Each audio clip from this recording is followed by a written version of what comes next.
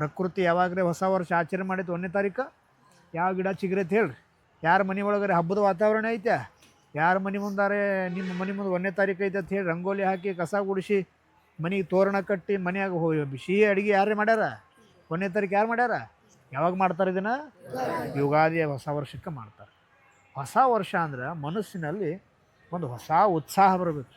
ಯುಗಾದಿ ದಿನ ಎಲ್ಲರೂ ಬೆಳಗ್ಗೆ ಎದ್ದು ತಲೆ ಸ್ನಾನ ಮಾಡಿಕೊಂಡು ದೇವಸ್ಥಾನಕ್ಕೆ ಹೋಗ್ತಾರ, ಅವ ಅಪ್ಪಗೆ ನಮಸ್ಕಾರ ಮಾಡ್ತಾರೆ, ಬೇವು ಬೆಲ್ಲ ತಯಾರು ಮಾಡಿ ಅದನ್ನು ತಿಂತಾರೆ, ಚಲೋ ಮಾತಾಡ್ತಾರೆ, ಮನೆಯೊಳಗೆ ಪೂಜೆ ಪುನಸ್ಕಾರಗಳನ್ನ ಆಚರಣೆ ಮಾಡ್ತಾರೆ.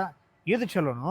ಹ್ಯಾಪಿ ನ್ಯೂ ಇಯರ್ ಅಂತ ಹೇಳಿ ರಾತ್ರಿ ರೋಡ್ ಮೇಲೆ ಅಡ್ಡಾಡ್ಕೊಂತ ಕುಡ್ಕೋತ ಮಾಡಬಾರದ್ದನ್ನೆಲ್ಲ ಮಾಡ್ತಾರಂದ್ರೆ ಇದು ಹೊಸ ವರ್ಷ. ಯಾವ ಆಚರಣೆಗಳಿಂದ ನಮ್ಮ ಬುದ್ಧಿ ಶುದ್ಧ ಆಕೈತಿ?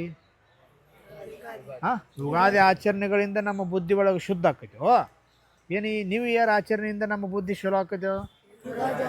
ಅದಕ್ಕೆ ನಾವೆಲ್ಲ ಏನು ಮಾಡಬೇಕು? ಅದಕ್ಕೆ ಏನು ಮಾಡೋದು ಅಂದ್ರೆ ಯಾರು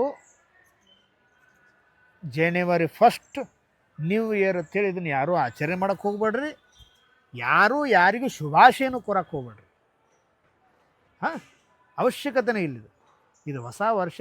ಬೇಕಾದ್ರೆ ಶುಭಾಶಯ ನೀವು ಕೊರೋರಿದ್ದೀರಂದ್ರೆ ಕ್ಯಾಲೆಂಡರ್ ಬದಲಾವಣೆಯ ಶುಭಾಶಯಗಳು ಅಂತ ಹೇಳ್ರಿ. ಹ್ಯಾಪಿ ನ್ಯೂ ಇಯರ್ ಅಂದ್ರೆ ನೀವು ಅದನ್ನು ಹ್ಯಾಪಿ ನ್ಯೂ ಇಯರ್ ರಿಟರ್ನ್ ಮಾಡಬೇಡ್ರಿ. ಏನು ಮಾಡೋದು? ಕ್ಯಾಲೆಂಡರ್ ಬದಲಾವಣೆಯ ಶುಭಾಶಯಗಳು.